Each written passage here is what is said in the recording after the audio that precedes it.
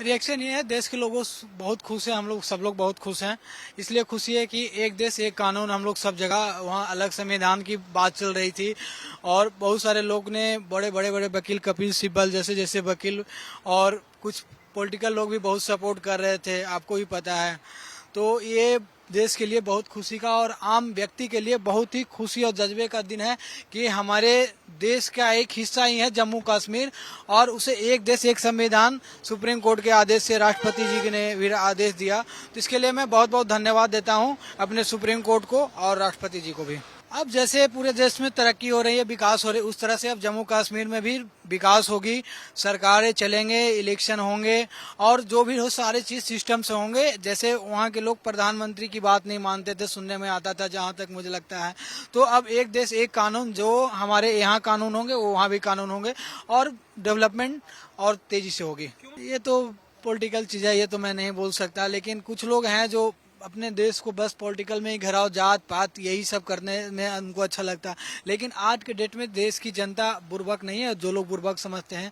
आज के देश में जनता बहुत तेज है, तरार है, पढ़ने लिख हर चीज में मतलब डेवलप कर चुकी है। मोदी जी के सरकार में हम लोग तो हमारे मोदी जी के सरकार में हम लोगों ने बहुत, आज के डेट में जितने भी विकास देश में, थोड़ी हमारे बहुत सारे मित्र विदेश में भी पढ़ रहे हैं, जिस इस तरह से इंडिया के नाम के साथ पहले जो रिएक्शन था, आज के डेट में रिएक्शन बहुत ही अच्छे, बहुत उनको गर्व होता है कि मैं भारत का रहने वाला हूँ।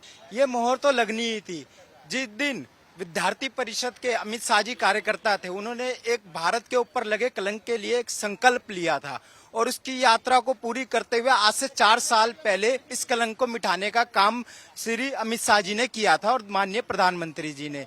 जिस तरीके से आज जम्मू कश्मीर के अंदर 5 लाख युवाओं को जब से 370 हटने के बाद जॉब्स मिली हैं, जिस तरीके से योजनाएं जम्मू कश्मीर के अंदर आए दिन उनकी विकास के माध्यम में बनते जा रहे हैं, क्या ये 370 सिर्फ 370 की आड़ में वहां की लोकल जो पॉलिटिशियन थे वो लोग सिर्फ इसका फायदा उठाकर विकास को छुपाने का कार्य करते थे? होगा नहीं, विकास हो रहा है। आज जम्मू कश्मीर के हालात देखिए, G20 जिस प्रकार से जम्मू कश्मीर के अंदर हुआ और सफलता पूर्वक हुआ, क्या कोई सोच सकता था कि G20 जैसा भी इतना बड़ा समिट इंटरनेशनल लेवल का वो जम्मू कश्मीर के अंदर हो सकता है? ये सिर्फ जो माननीय नरेंद्र मोदी जी के माध्यम से जम्मू कश्मीर के अंदर विकास हो रहा है, उसको छुपाने की एक कोशिश की जा रही है। 370 एक कलंक था भारत के ऊपर, जिसको एक भारत के यशस्वी प्रधानमंत्री जी ने मिटाने का कार्य किया है। देखिए, ये है कि हम सब ये सोचते हैं कि देश में क्या कहते हैं, कश्मीर हमेशा हमारा अभिन्न अंग रहा है और उसी को सुप्रीम कोर्ट ने क्या कहते हैं मोहर लगा दिया अपना, ताकि उसके बाद कोई कहने को ना हो कि अब जो है 2 विधान हो, कश्मीर हमसे अलग हो। ऐसा कभी नहीं हो सकता है और वो हमारा अभिन्न है कि हम वासी यही समझते हैं कि हमारे लिए बहुत अच्छा हुआ और सुप्रीम कोर्ट का जो जजमेंट है बिल्कुल सही है।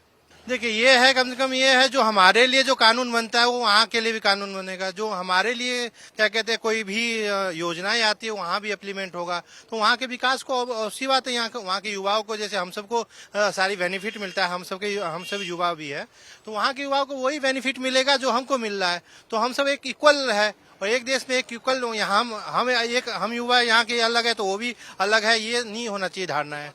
देखिए, मेन ये है कुछ आप राजनीति कर रहे हो, कोई भी राजनीति पार्टी कर रही है, करिए अपने जगह पर, मगर ये है देश के युवाओं के साथ और देश के साथ तो खिलवाड़ नहीं करना चाहिए। कम से कम ये है लोग अपनी मानसिकता को लेके है और ये है कि हम वहाँ पर कोई योजना युवाओं को नहीं मिला, हमको वही फायदा मिला। जो कानून हम पे लागू हो सकता है वहाँ पे लागू नहीं हो सकता। तो इस तरह से दोहरा मापदंड नहीं होना चाहिए किसी के देश में।